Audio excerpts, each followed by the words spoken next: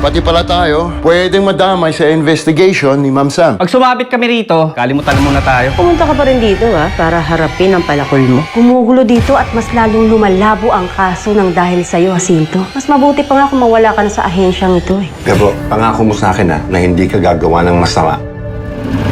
Opo, Tay. Pinapangako ko po sa inyo. Mamimili tayo ng marami mong gamit. Akin ang bag mo!